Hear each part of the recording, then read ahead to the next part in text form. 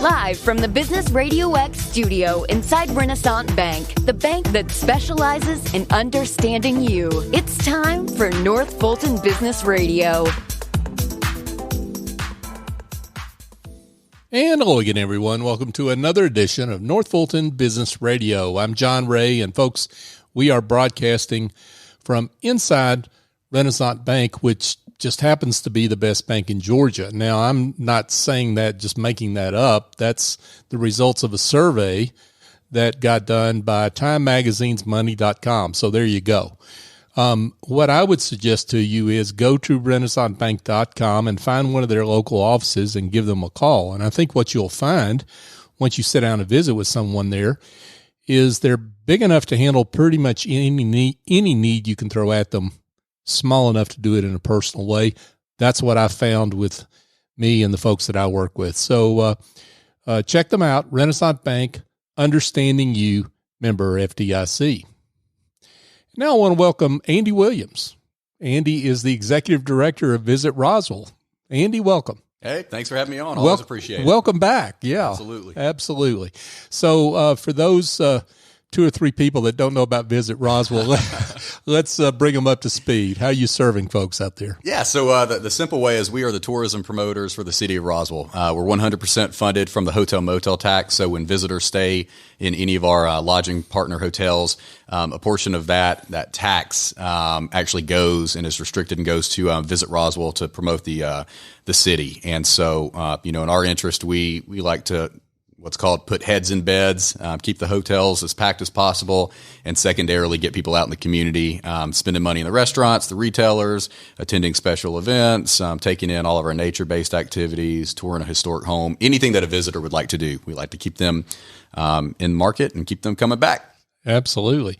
And, things are exploding in Roswell. I mean, let's just say that, right? Mm-hmm. I mean, you can't really do it justice by just a few statements, right? I mean, yeah. I mean, I think, we really come to be known for our culinary and our dining scene, particularly in the Canton Street area. But I mean, we've got a number of different partners that are doing very well all across the different geographical areas of the community. From the east side over to the west side, kind of however you want to look at it. But also, we're really excited. We've got some new developments that are in progress right now that have kicked off. West Alley is going to bring in a 125-room Kempton hotel. It's going to be our first upper upscale hotel in the downtown area. Mm-hmm. It's also going to have office space, green space, retail component to it as well. But that's an asset that's really sorely been missing. And then across the street, off Alpharetta Highway is Southern Post, and that's also going to be a combination of kind of, live, work, play, mixed use, also features a hotel too. So for us, it's just an avenue of business that we're now going to be able to pursue that we've never really had the opportunity to go after because that didn't exist. So we're excited about it. That's awesome. So you've had a big event here recently, or a big development, I should say. Mm-hmm. Events are, that's the wrong word for you, because you're really talking about events, both in person and otherwise. But you've had a big development here recently, and you've acquired a mobile visitor center. What is a mobile visitor center? Well, yeah, it's a good question because it's fairly new. I feel like we've we're at the initial process of what probably is going to gain a lot of popularity, and I think we're going to see a lot of DMOs and organizations like ours do this moving forward. Mm-hmm. Long story short, we formerly operated out of the visitor center, which was a physical structure in our town square area. And the bottom line was we weren't getting the foot traffic that, in our opinion, we needed to be getting. Mm-hmm. And it's a combination of things, but primarily, I think people have an immense amount of resources at their fingertips, a lot of technology. They're able to do a lot of research ahead of time. And by the time they get to a destination, they've really mapped out what they want to do. Sure. And so for us, at the end of the day, when we service visitors that are in market, we want to make sure we're talking to all different kinds of people that are in town doing different things. And we really weren't getting that in the visitor center. I mean, we started tracking the numbers and realized we were getting like 50 people a month, and that's a low number. And then we joke, when half of those are FedEx and UPS delivery drivers, maybe we need to go back and kind of look in the mirror and figure out what we need to be doing a little bit differently. So, right. The idea of the mobile visitor center started way back. We started initial conversations with our board of directors not too long after I started back in 2019. But really the pandemic kind of expedited us looking into this situation, because if we're going to do this thing and totally reinvent the model, might as well do it when everything's already shaken up, Sure. And so the idea would be that we, raise the funds to purchase this mobile visitor center that is totally customized, that allows us to be nimble and to get that thing out into the community all over the place each week, equally representing different tourism areas of the city and different product. And so, we kicked that process off, started reaching out to potential sponsors, partners. And, I can certainly go through the process of it because it was an extensive process. But here we are, fast forward to the launch of this thing, and it's going to be a mobile visitor center that allows us to get information into the hands of people who are truly here, visiting the destination, that we can intercept. It's kind of another way we like to say it's, we're not necessarily waiting for people to come to us. We're going out and intercepting them and trying to be influential to them, to have those good conversations that previously weren't happening. Right. That's awesome. How did the idea come about? The idea came about, I think, when we realized that there are a lot of different people in town doing various activities, but just because they're participating in one activity, it doesn't mean they know about other aspects of the destination. So, for example, somebody might come in and, choose to spend the day out on the river, but they might not know about the restaurants we have to offer. They may not know about our special events facilities, or the Computer Museum of America, or the Chattahoochee Nature Center. And vice versa, people that are visiting those other areas may not know about the river, or, that there's a brewery on the east side across Holcomb Bridge, and 400. So for us, the idea was all about mobilizing and really just kind of getting into different areas. And, it started out, we wanted to kind of do some market research to see, is this even feasible? Are people going to take to it, or are we going to be able to really engage? And we just started with like a 10 by 10 foot, pop-up tent. That we kind of activated. And what we realized is, wow, we're actually really getting in touch with a lot of people. Our engagements increased, at the numbers like 664%. But what it told us was, okay, people really are engaging when we're in these different locations. It is getting us in front of a lot of different people, and we are having more meaningful conversations. And so at the end of the day, once we saw the success in that, that's when we kind of took a step back and say, okay, this is really something that's going to work for us. Now let's take it to that next level and really pursue the actual purchase of the vehicle and the customization of the vehicle that's going to allow us to do really what we want to do. So, here we are with it, and we're learning. We've been through a pretty extensive process, but at this point, I tell people we could write a book on it for sure. I'm sure you could. So is this one of a kind thing? I mean, are you the first in Georgia or beyond? And because this is really sounds like a unique idea. Yeah, it's an interesting question. I'll say mobile visitor centers are certainly not a new thing. You can Google them and you see that there are a lot of different convention and visitors bureaus that have them. I would say most often than not, they're really used for special events more than anything. So DMOs will take them out to, farmers markets and special events and things of that nature. And a lot of them they're kind of like travel trailers in style. Like you actually hook them up to a hitch on a truck and you have to back them up. The way we approached it is we are fully shifting to mobile services. We have not found anybody that has chosen to go that route yet. I think there are several different CVBs that kind of offer a hybrid. They still have a physical visitor center, and then some of them utilize mobile services kind of on a case-by-case basis. We're shifting fully to it. So the idea is it really becomes our visitor services that we provide information to those visitors in market. And the idea is we're going to have this thing out in the community Wednesday through Sunday. We have our information specialists, which we call our street team specialists, working in 4-hour shifts. They are strategically set at locations, ideally based around peak traffic time. So, for example, if it's at a brewery, we want to get in front of the brewery, the crowd when the most people are there. Sure. If it's at an evening concert, well, we're going to, make sure that they're there from 6 o'clock to 9 or 10, depending on the duration of the event. So I would say mobile visitor centers certainly aren't new. Shifting fully to the mobile model is something that's new. And I do think, as I mentioned earlier, more CVBs are going to begin to go that route. Folks, we're here chatting with Andy Williams. Andy is the executive director Visit Roswell, which is the CVB of Roswell, Georgia. It strikes me that this is such a big change. Mm-hmm. And I understand what you're saying about folks weren't coming into the physical center. Mm-hmm. I get that. But to go all the way mobile, right? That took courage, right? I mean, it's a jump and it's a risk, and it's something I think it is funny because when you look back on it, I mean, we did this from concept to completion. We had to figure out how to raise the funds for this and how to communicate that to stakeholders. And then we really had to do the research on how do we outfit this thing with commercial shelving. And there's all kinds of different customizable shelving options. We learned about inverter generators. We learned about, how to wrap it and what the graphics needed to look like, what kind of PA system was appropriate. But even more so than that, are our staff going to be able to quickly set those things up and activate the space, and there are a lot of moving parts to it. But, I think we simply put, we looked at two things. Are we going to be able to achieve it? And is it going to produce results? Right. Is it the right thing to do? But is it going to actually, show us the results that we want to see? Sure. The answer to those two questions unequivocally, yes, it's the right thing to do. It is a jump. It's a little bit of a risk. But we had the team in place, honestly, to tackle it from the get-go. And, it dominated, our lives for the past 2 months. But the really great thing I think about this is, we've had a lot of different CVBs and other partners from around the state, even around the Southeast, that have reached out to us that have said, man, we really want to do this. We are just intimidated and don't know where to begin. Right. And what this has done, it's allowed us to go through that process for those partners. And yes, we learned things along the way for sure, but now we know how to go about doing this. We know what's worked well, things to avoid.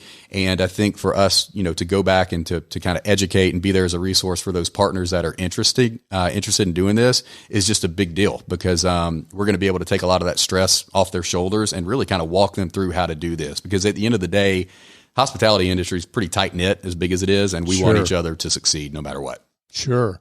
So let's talk about the money piece of it, which I'm sure is an obstacle for any CVB. How did you overcome that obstacle? Well, yeah, I think the big thing we wanted to do was give deliverables that the different partners wanted to see. We didn't just want to go out there and ask for money, right? I mean, that's kind of everybody is in the process of whether you're fundraising or putting on a special event or raising money for a product. It typically comes down to, are you going to give me this amount for example, to have my logo associated on it? We really kind of took it beyond that. We said, okay, what's important to you? And of course, yes, you are going to get your logo on this vehicle for kind of added exposure. But for example, we gave them access based on the tier that they sponsored, access to dedicated e-blast and newsletters. We give them the opportunity to come out and work on site with us, which is really cool. So if we're at an event or in a park that's got a good amount of traffic, we give them the opportunity to kind of engage with some of those visitors to get their brand awareness out there.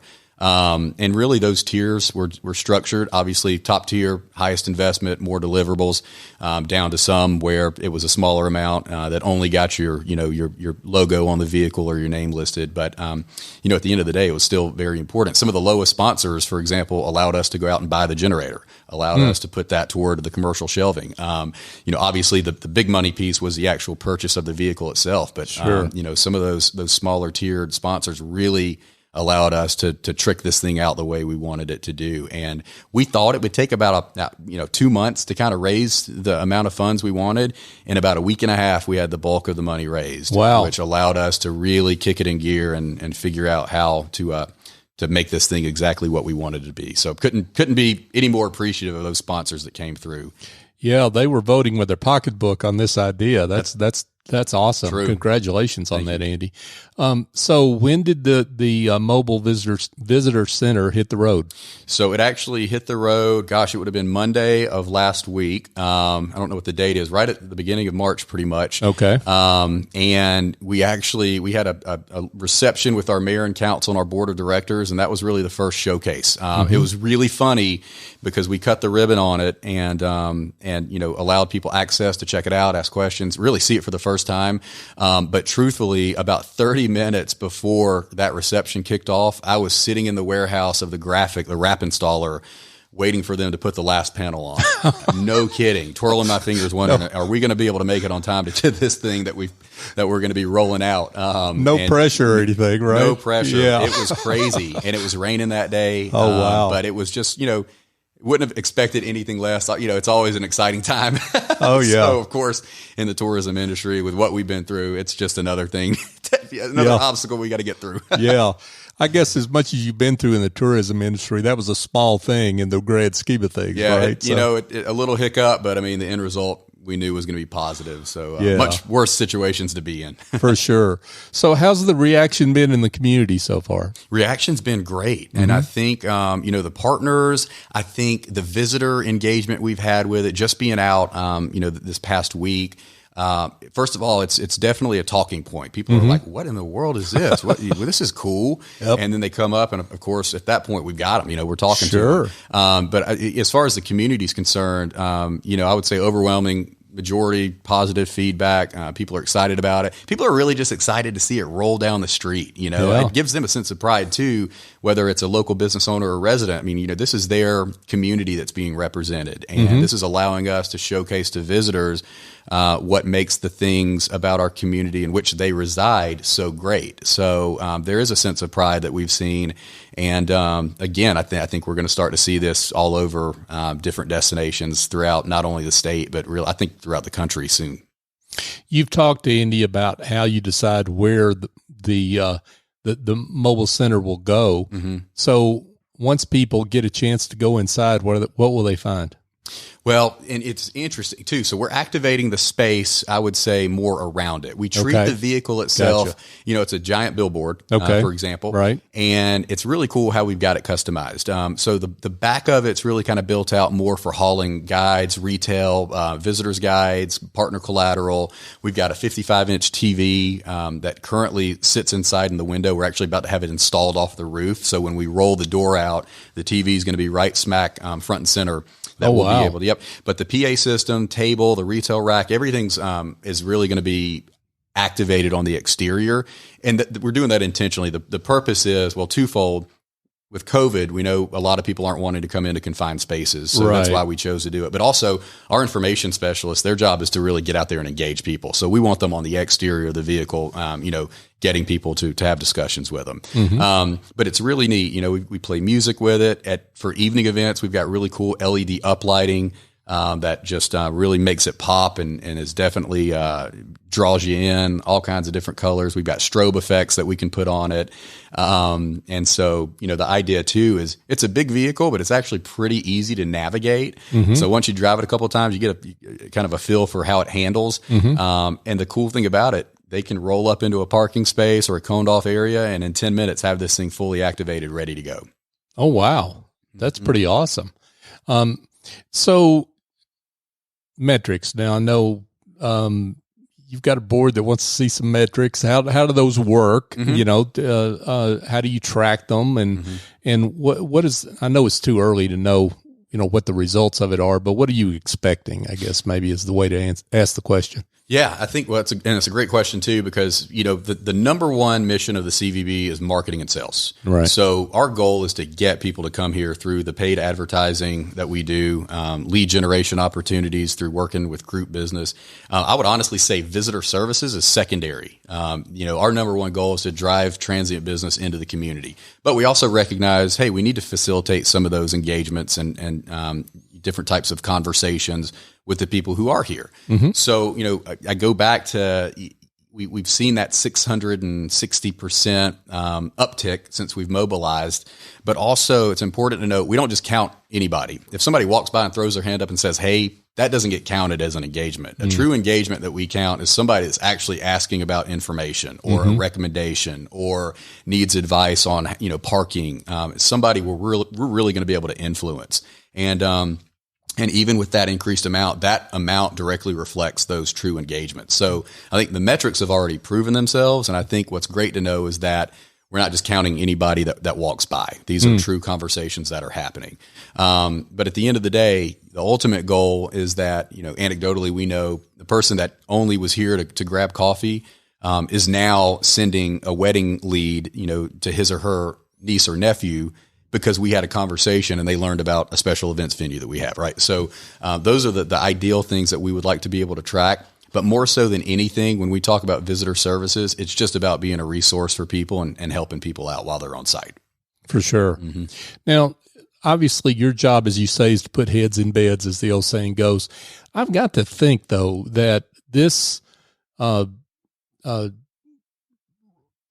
billboard, as you mm-hmm. say, billboard on wheels for Roswell, I've got to believe there's a benefit to the economic development side of, and what Steve Stroud and his folks are up to. I mean, when you got a company in town and they see this mobile visitor center drive by, that's got to be valuable. When you bring up a good point too, because the different types of companies that Steve works on, for example, and we work together very closely every single day. Sure. So we say tourism is economic development. I mean, the two go hand in hand. I mean, we're talking about influencing economic vitality, through what both of our organizations are doing. But the great thing about this new resource and the fact that it is mobile is we can roll up to a company headquarters one day. We can go to the DoubleTree that's having a corporate event, with folks from out of town that need access to information. Yeah. This doesn't limit us. In fact, it makes it to where we are totally able to go out and kind of be wherever we want to be.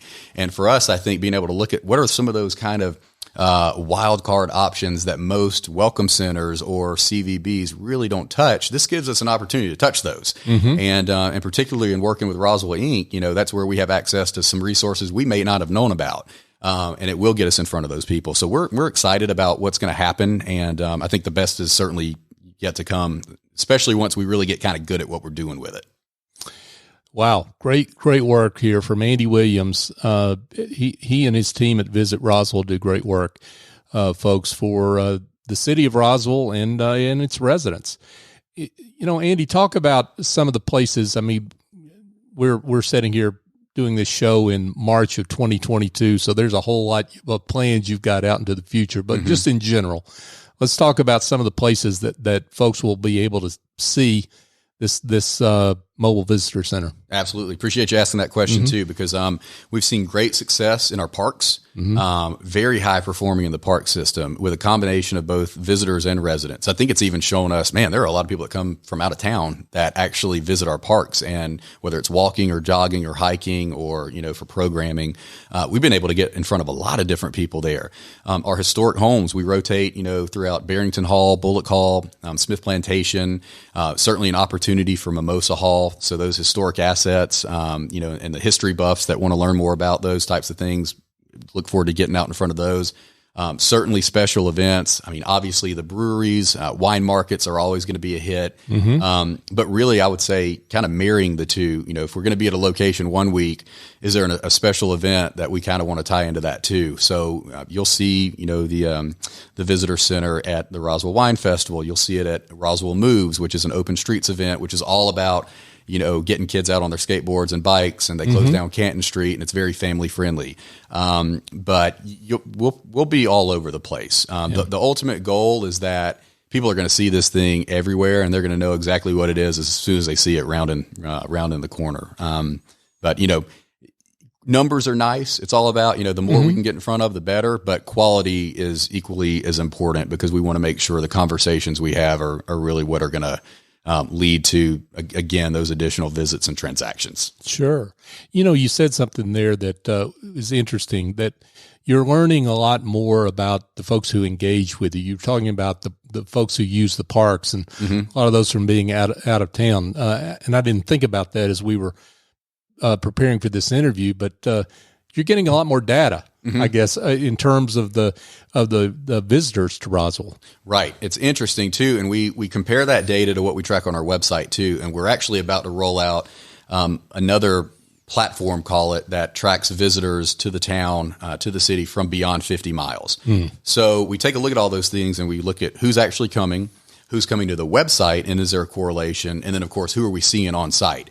It's been very telling. I'll tell you, we get everybody from all across the. I mean, it's insane. We know, for example, we've got a lot of the younger crowd who are perhaps not making as much money at this point in their life. We do have the families, the Gen Xers, the millennials who now have decent incomes, and obviously their activities are tailored on that discretionary spending and those types of activities. But we also know we've got baby boomers who have retired and are sitting on retirement and cash, and they've got money in the bank, and they want to get out and do some things differently. The funny thing about it is all of those different generations and breakdowns, they all take their information differently. Sure. So we strategically market to them differently too. And the way we attract them into the community, looks different with how we communicate to a baby boomer versus how we communicate to a Gen Zer. Totally different. But the bottom line is we are tracking that visitation to the site and to the community. And we know that it seems like Roswell is certainly a place that appeals to all of those different things. It's interesting too. I think being on site and kind of active in the community, we're learning trends. Like, some of these questions are repeat questions that everybody asks. So we know, okay, this is a hot button. So we either need to figure out how to address it or be prepared to answer similar questions like that. So it's actually just the conversations that have taken place are really just good for us to have that firsthand, hearing it directly from the traveler's mouth. These are the things that are on their radar, right. And we need to stay ahead of that and be aware of it. Wow. Mm-hmm. Terrific work, folks. Andy Williams, Executive Director of Visit Roswell. Andy, wow, this has been a lot of fun, and congratulations on your success, and keep up the great work. Thanks, John. I really appreciate it. But before we let you go, I got to ask the most important question, which is how folks can get in touch that would like to do that. Yeah, absolutely. Well, so we're an open book, open door. The easiest access point is our website to learn about the destination specifically. That's visitroswellga.com. We're very active on social media. You can find us on Facebook if you search Visit Roswell, Georgia, with Georgia spelled out. Instagram is Visit Roswell GA. And then, of course, direct email to me, awilliams@visitroswellga.com. Andy Williams, folks. Andy, thanks again. I appreciate it. Thank you. Yeah, absolutely. It's been a pleasure. Hey, folks, just a quick reminder. If you need a better idea for your team building exercise that doesn't involve twisted ankles and broken bones, well, try out A&S Culinary Concepts. They'll have you around a stainless steel table, seasoning meat and cutting up vegetables.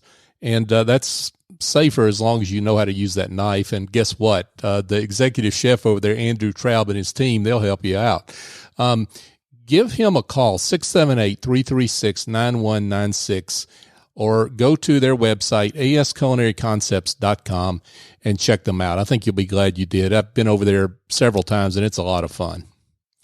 And just a quick reminder, North Fulton Business Radio is on all the major podcast apps. We're about to come up on 6 years of doing the show, and we're excited about celebrating that anniversary. If you have heard something on this show that makes you want to share the show, then please do that. That's how we support the great guests and business leaders like Andy we have on the show. And it's not about me or Business RadioX. It's about them, because we exist to celebrate their great work. So if you would do that for us, we would appreciate it. So for my guest, Andy Williams, I'm John Ray. Join us next time here on North Fulton Business Radio.